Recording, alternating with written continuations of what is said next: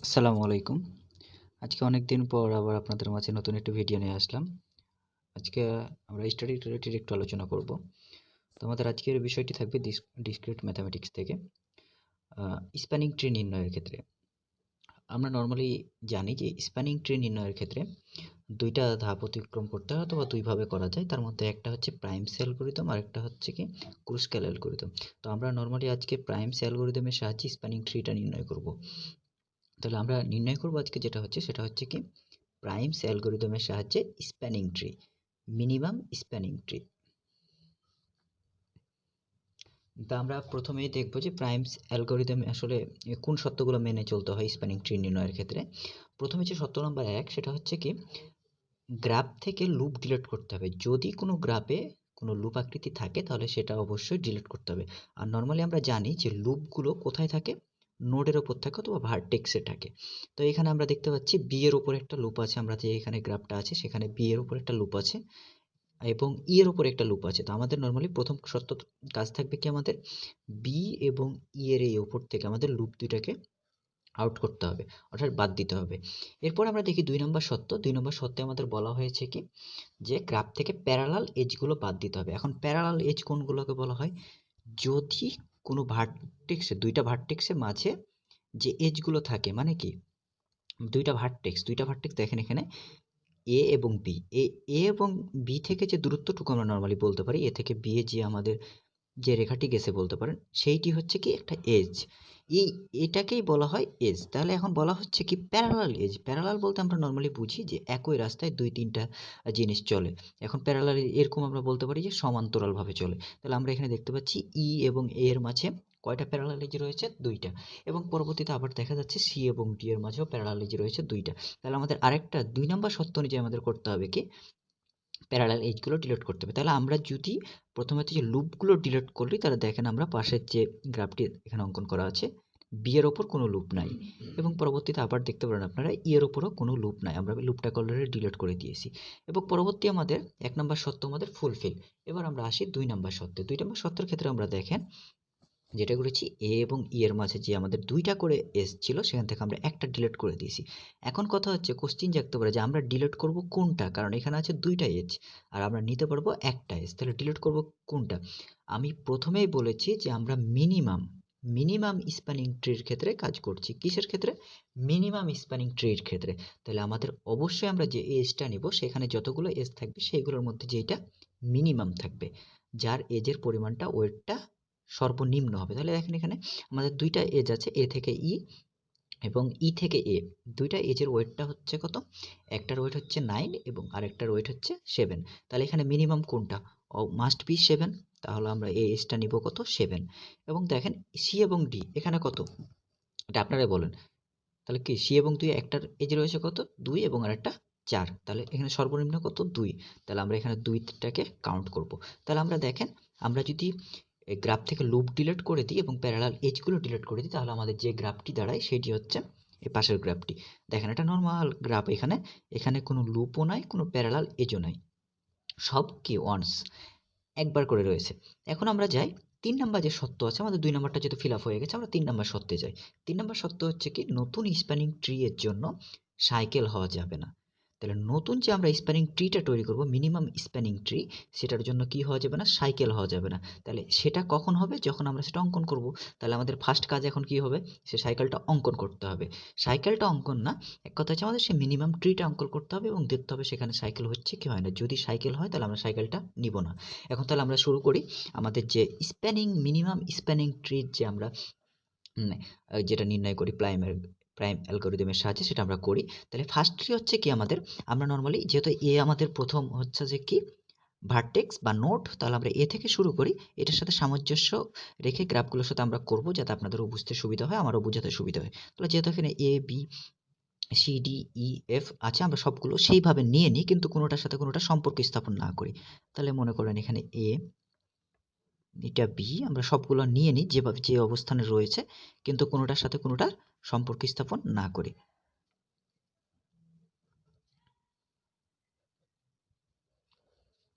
তাহলে দেখেন আমাদের এখানে কয়টা নোড ছিল, 1 2 3 4 5 6। তাহলে আমরা 6টা নোড অলরেডি নিয়ে নিয়েছি, A B C D E F. আমাদের 6টা নোড নেওয়া ডান। এখন 6টা নোড যেহেতু নিয়ে নিয়েছি, এখন আমাদের কি দেখতে হবে, আমাদের মিনিমাম স্প্যানিং ট্রি নির্ণয় করতে হবে। তাহলে এটা যেহেতু আনডাইরেক্টেড গ্রাফ, এখানে কোনো ডিরেকশন নাই, সেহেতু আমরা নর্মালি বলতে পারি তার সাথে যে কয়টা কি এজ সম্পর্ক স্থাপন করেছে সবগুলোই তার থেকে গিয়েছে অথবা তার কাছে এসেছে। তাহলে দেখি আমরা যদি এ থেকে শুরু করি, তাহলে এ থেকে দেখেন 1 2 3 4, 4টা এজ অথবা রেখা কি অন্য বিন্দুদের সাথে বা ভার্টেক্সের সাথে সম্পর্ক স্থাপন করেছে। আমি বিন্দু কথাটা উচ্চারণ করছি বা যাতে আপনার বুঝতে সুবিধা হয়, কারণ আমরা লোয়ার ক্লাসে বিন্দু জিনিসটাই ব্যবহার করি, রেখা জিনিসটাই ব্যবহার করি, কিন্তু আমরা হায়ার ক্লাসে এসে সেই জিনিসগুলোকে আমরা চেঞ্জ করে বলছি কি ভার্টেক্স বা নোড, অথবা রেখাকে আমরা বলছি কি এজ। আমি সেই জিনিসটা বোঝাতে চেষ্টা করছি। তাহলে দেখেন এ থেকে আমাদের 4টা রেখা বা এজ গিয়েছে, কত, এ থেকে বিতে গেছে 5, এ থেকে ডিতে গেছে 4, এ থেকে সিতে গেছে 8, এবং এ থেকে ইতে গেছে 7। এখন আমি বলেছি কি আমরা এটা কি নির্ণয় করছি, মিনিমাম স্প্যানিং ট্রি। তাহলে আমাদের মিনিমাম স্প্যানিং ট্রি, তাহলে 4টার মধ্যে সব থেকে মিনিমাম কোনটা, মাস্ট বি 4। সব থেকে ছোট কত, মাস্ট বি 4। তাহলে আমরা 4টাকে কাউন্ট করব। তাহলে 4 এর সাথে সম্পর্ক কিসের ছিল, এ থেকে ডি। তাহলে আমরা এ থেকে ডি নিয়ে নিই, এটার ওয়েট ছিল 4। তাহলে এটা ডান। এবার আমরা চলে আসি, এখন এ থেকে ডি নিয়ে নিয়েছি, এখন আমাদের কাজ থাকবে, অনেকে হয়তো ভাবতে পারে যে এ থেকে নিয়ে নিয়েছি মানে এ বাদ, এ কিন্তু বাদ না, এ থেকে নিয়েছি একটা এজ, কিন্তু এর কিন্তু আরও 3টা এজ বাকি রয়েছে। এবং আমরা যেহেতু ডি এর সাথে সম্পর্ক স্থাপন করেছি, তাহলে ডি থেকেও আমাদের এখন লক্ষ্য করতে হবে যে কতগুলো এজ অপর ভার্টেক্সগুলোতে গিয়েছে। তাহলে আমরা দেখি এখানে এ থেকে মোট 4টা এজ গিয়েছে, কয়টা, 4টা, তার মধ্যে একটা অলরেডি আমরা নিয়ে নিয়েছি, তাহলে বাকি আছে কয়টা, 5 8 7। এবং ডি থেকে কয়টা গিয়েছে, 2 3 4। এখন দেখেন সবগুলোর মাঝে এতে যেগুলো গিয়েছে সেগুলো, এবং ডি থেকে যেগুলো গিয়েছে সেগুলো, ডি থেকে 3টা গিয়েছে কিন্তু 4 তো কাউন্ট হয়ে গেছে অলরেডি, তাহলে 4 আউট অফ সিলেবাসের মতোই, আমাদের 4 আমরা বাদ দিয়ে দিতে পারি। তাহলে এরপরে দেখি ডি থেকে গেছে 2 3, এ থেকে গেছে 5 7 8, সর্বনিম্ন কত আমাদের 2। তাহলে সর্বনিম্ন যদি 2 হয়, তাহলে আমরা এই 2টাকে কাউন্ট করব, কারণ মিনিমাম স্প্যানিং ট্রি এর ক্ষেত্রে আমরা আগেই বলেছি যে সবসময় কি কাউন্ট করব, মিনিমাম ভ্যালুটা। তাহলে ডি থেকে সি হচ্ছে 2, ডি থেকে সি হচ্ছে 2, এটা আমরা নিয়ে নিই। তাহলে আমাদের 2ও কাউন্ট হয়ে গেছে। এখন আমাদের কয়টা ভার্টেক্স পেয়েছি আমরা, মোট 3টা, এ ডি সি।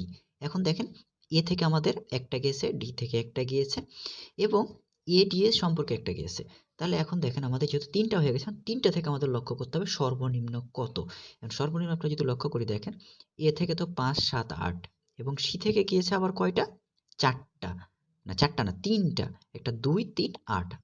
তাহলে 2 তো আমরা নিয়ে নিয়েছি, তাহলে 2 বাদ, শুধু আছে 3, এবং ডি থেকে গেছে 2 4, ডি শুধু অবস্থান, বাকি আছে কত, 3।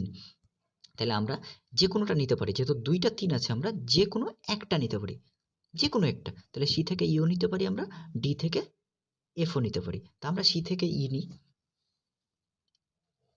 সি থেকে যদি ই নিয়ে নিই, এটা হচ্ছে 3। তাহলে এটাও আমরা নিয়ে নিয়েছি। তাহলে এখন আমাদের দেখেন, আমাদের এখন বাকি রয়েছে আর কি কি, এখন আমরা যে 4টা ভার্টেক্স হয়েছে বা নোড হয়েছে, আমরা 4টাকে নিয়ে চিন্তা করব। তাহলে এই 4টাকে নিয়ে যদি চিন্তা করি, তাহলে 4টার মধ্যে কি দেখেন, ই থেকে শুধু এখন বাকি আছে কোনটা, 7, কারণ 3 তো নিয়ে নিয়েছি। সি থেকে শুধু বাকি আছে 8, এ থেকে বাকি আছে 5 এবং 8, এবং ডি থেকে বাকি আছে 3। তাহলে সর্বনিম্ন কত এখানে, মিনিমাম অবশ্যই 3। তাহলে 3 গেছে কোথায়, ডি থেকে, এটা নিয়ে নিলাম। তাহলে এখন আমাদের কথা হচ্ছে, আমরা এবার আবার দেখবো আমরা কি, যে 5টা আমাদের নোট চলে আসছে, 5টা থেকে দেখবো সর্বনিম্ন কত। দেখেন এখানে আমাদের সর্বনিম্ন কত, 7, 7 তো অনেক বড় পয়েন্ট, 8 এটাও বড়, 5 বড়, 2 আর কিছু অবশিষ্ট নাই। তাহলে 5 7 8 এর মধ্যে সর্বনিম্ন হচ্ছে 2, তাহলে আমরা 2টাকে কাউন্ট করে নেব। তাহলে 2 আমরা কাউন্ট করে নিয়েছি। এখন দেখেন আমরা কিন্তু অলরেডি কয়টা পেয়ে গেছি, দেখেন এখানে প্রাইমস অ্যালগরিদমে দেখেন এখানে আমরা কয়টা, 6টা নোড পেয়েছি এবং 5টা এজ পেয়েছি।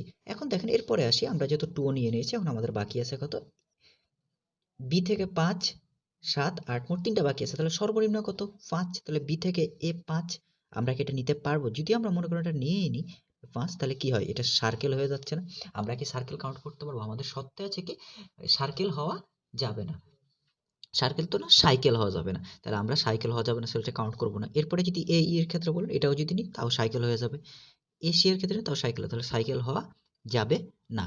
তাহলে এইটা হচ্ছে আমাদের কি minimum spanning tree, minimum spanning tree. কারণ এখন দেখেন আমরা সব সত্য মানছি, তবে প্রাইম অ্যালগরিদমের ক্ষেত্রে আরেকটা সত্য আছে, সেটা কি এইখানে সব সময় এর এজের পরিমাণটা হবে ভার্টেক্সের থেকে একটা কম।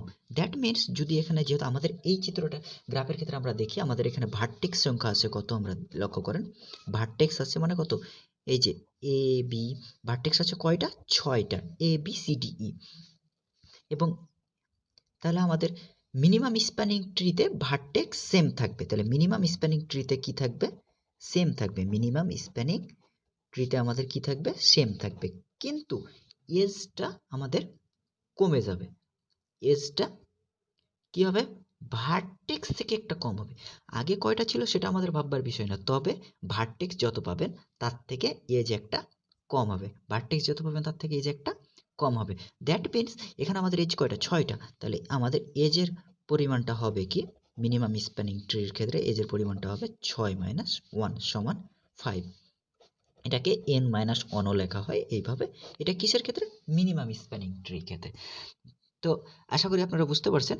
আমি আরেকবার একটু রিভাইজ দেবো, সেটা হচ্ছে প্রাইম অ্যালগরিদমের ক্ষেত্রে আমরা যে মিনিমাম স্প্যানিং ট্রি নির্ণয় করি, সেগুলো নর্মালি 3টে শর্ত অনুযায়ী চলে, এবং সেগুলো হচ্ছে কি, প্রথমটা হচ্ছে কি আমাদের গ্রাফ থেকে লুপ ডিলিট করতে হবে, দ্বিতীয় গ্রাফ থেকে প্যারালাল এজ বার ডিলিট করতে হবে, নতুন স্প্যানিং ট্রির জন্য সাইকেল হওয়া যাবে না। তো দেখেন আমরা এই দুইটা, একটা গ্রাফ ছিল সেটা থেকে আমরা সে প্রথমে ডিলিট করেছি, এর পরবর্তীতে আবার মিনিমাম স্প্যানিং ট্রি অঙ্কন করেছি, এবং এটাই হচ্ছে কি আমাদের minimum spanning tree of primes algorithm. বুঝতে যদি কারো কোথাও সমস্যা হয় অবশ্যই আমাকে নক করতে পারেন, অথবা কমেন্ট বক্সে, অথবা আমার ইমেল করতে পারেন, আমি ইমেলটা ডিসক্রিপশন বক্সে দিয়ে দেবো। আজকের জন্য এখানে সকলকে ধন্যবাদ।